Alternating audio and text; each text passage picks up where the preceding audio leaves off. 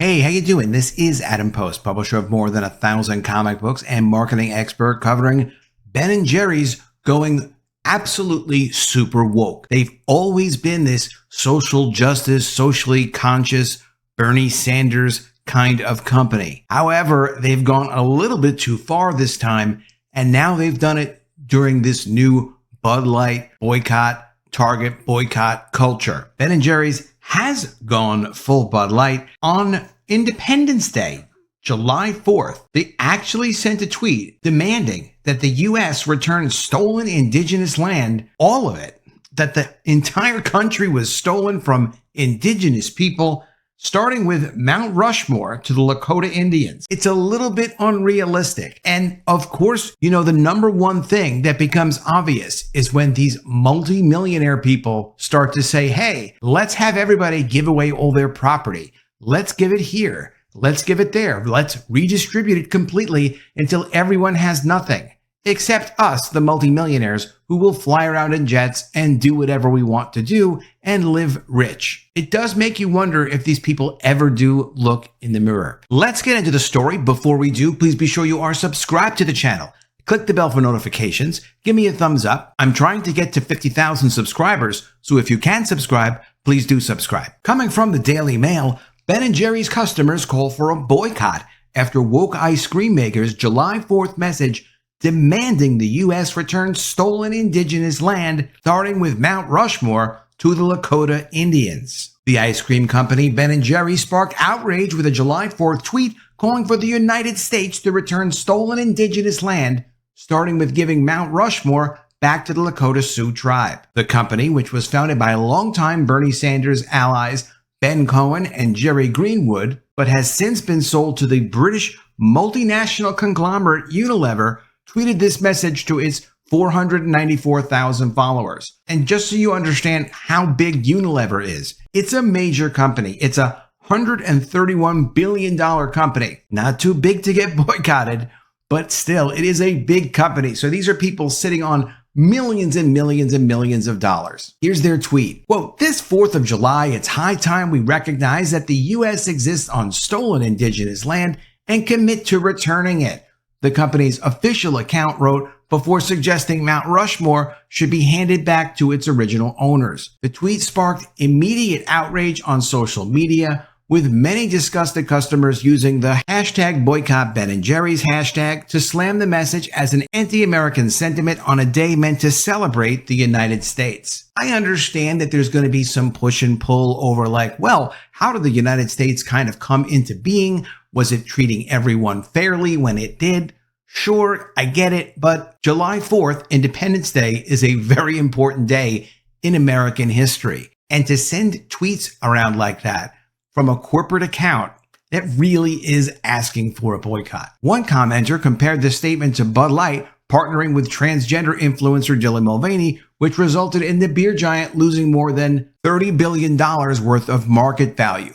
Bud Light stock before the controversy was at $132 billion worth of market value on April 1st. Today, it's down to just under $100 billion. It's a severe loss. And of course, the effect on sales of Bud Light are historically terrible. This really could tank Ben & Jerry's if it catches on social media and if people realize what these people are up to. Ben & Jerry's is also a company that has been doing this kind of social justice stuff for a very long time, which kind of has made it all right for more and more companies to do it. It's really an expansion off of what people like the Ben & Jerry's people were doing. They're part of the history of this boycott culture. And here's a number of responses. Long overdue for the Bud Light treatment. You hate the country. Fine. We won't buy your product. All good. I look forward to the virtue signaling Ben & Jerry's returning their factory land to the Abenaki and Mohican Native Americans that lived in Vermont for 10,000 years. Absolutely not. This is absolutely stupid and pandering nonsense. Hashtag boycott Ben & Jerry's for being hateful and divisive to Americans on the 4th of July. It is hateful and it is divisive. First, you need to apologize to the millions of cows you milked without consent. Your product is colonialist misogyny in the form of an overpriced dessert. Stop feeding the people cow trauma. From Eli Klein, a commitment to give America away sounds a bit much. Ben & Jerry's has, throughout its history, been a supporter of far-left causes, and partnered with various movements for social justice. The tweet then linked to a post on the company's website explaining why America should start with Mount Rushmore and how they hope to support a movement that would dismantle white supremacy and systems of oppression. This may be an ice cream you should not be buying. It's up to you to decide.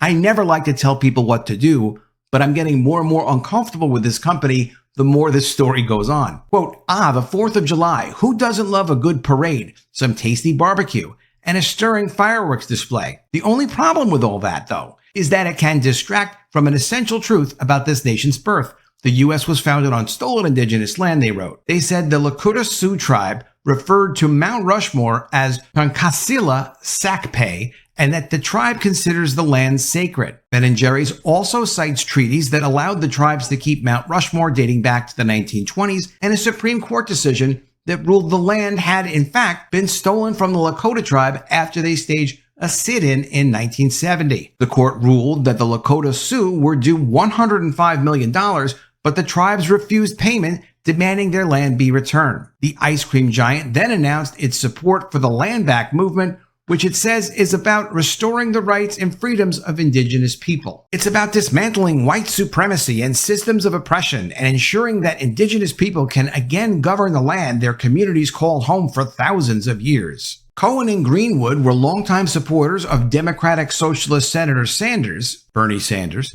who represents their home of Vermont in the Senate, and created multiple flavors to support his campaign after they sold the company in the year 2000. Ben&Jerry's has continued to push its woke agenda under CEO Dave Stever and its current owners Unilever, having partnered with the likes of Stephen Colbert, Colin Kaepernick, Megan Rapinoe, and Squad Congresswoman Cori Bush. In September 2021, they debuted a flavor in support of a $10 billion bill by Representative Bush that would replace police officers with social workers and other first responders in incidents of mental health and substance abuse. The cold brew flavored ice cream, complete with marshmallow swirls and fudge brownies, was developed in partnership with Black-owned coffee and tea company BLK and Bold and New York's Grayston Bakery, known for its brownies. Quote, the flavor supports the vision of the world in which every community is safe and everyone, including Black and brown people, can thrive, said the company's head of activism, Jabari Powell. Ben&Jerry's also partnered with the Movement for Black Lives for the new flavor. In 2020, the company teamed up with former NFL star Colin Kaepernick for a non-fat frozen yogurt called Change the World. Proceeds went to his social justice organization, Know Your Rights Camp. The popular Chubby Hubby flavor was renamed Hubby Hubby in 2009 in support of Vermont legalizing gay marriage. In 2021, Ben&Jerry's announced it would end its sales in regions such as the West Bank because it is inconsistent with our values for Ben&Jerry's ice cream to be sold in the occupied Palestinian territory. These guys are way out on the edge. The company had also announced in the statement that it would not be renewing its licensing agreement with the Israeli company that manufactures and distributes the ice cream in Israel. It was eventually returned to the shelves in 2022 after the company sold territorial rights to a local franchise. In 2019, they debuted a new flavor called Justice Remixed as part of a prison reform campaign. The limited edition blend is a mixture of cinnamon and chocolate ice cream, cinnamon bun dough, and spicy fudge brownies. The company partnered with the Advancement Project for the campaign to transform the system to deliver justice for all instead of just some. Back in 2018, the company claimed it had taken a stand against the Trump administration by rebranding one of its flavors under the name Pecan Resist. Ben&Jerry's has had its own controversies about how they do business. Ben&Jerry's co-founder gave $1 million to group opposed to U.S. arms for Ukraine. Now, the Ukraine war is a terrible situation. Hopefully it ends soon. But this Ben&Jerry's co-founder felt they shouldn't be supplying any weapons to Ukraine, apparently. Going back to February 28, 2023, Ben&Jerry's suppliers using child labor despite progressive values. So child labor is okay, but give people back their land. Ben&Jerry's is among the companies whose supply chains utilize migrant child labor, often in violation of child labor laws, despite the company's self-proclaimed progressive values and vowing to honor and stand with immigrants. A New York Times expose released earlier this week interviewed more than 100 migrant children in more than 20 states who described jobs that were grinding them into exhaustion and fears that they had become trapped in circumstances they would never have imagined. The report detailed children as young as 13 working 12-hour days, often overnight shifts, before going to school during the day in order to survive. The report said migrant children are employed in the supply chain for major companies like Walmart, Target, Whole Foods, Ford, General Motors, and Ben&Jerrys, among others. Ben&Jerrys, of course, a self-described progressive company, told Fox News Digital that it is opposed to child labor and has worked to ensure fair compensation and safety of farm workers. Here's their quote. Ben&Jerrys is opposed to child labor of any kind whatsoever. The company has an established track record standing for justice and equity for all, including 5+ years with Milk and Dignity supporting migrant workers. The Milk and Dignity Standards Council ensures that farm workers are fairly compensated for their labor, work in healthy conditions, and builds additional safeguards for those who are 16 and 17, a spokesman for the company said. But where are the co-founders speaking out on this and making sure that this terrible thing doesn't ever happen again? Interesting, because these guys will be here pushing their agenda, but when it comes to something that might make them a dollar or might embarrass them, that they're not going to promote quite as much as destroying the United States and giving all of its land back to Native Americans. Let me know what you think of all this in the comments below. Do you agree with Ben&Jerrys? Do you think Mount Rushmore ought to go back to the control of the Lakota Sioux tribe? Or do you think probably no, it's not appropriate to go ahead and give Mount Rushmore back? And really, while the Supreme Court covered this already and offered them $1 million+ to settle it, if they refuse to take the payment, they have no claim. They have a judgment that they're supposed to receive over $100 million, but if they refuse the money,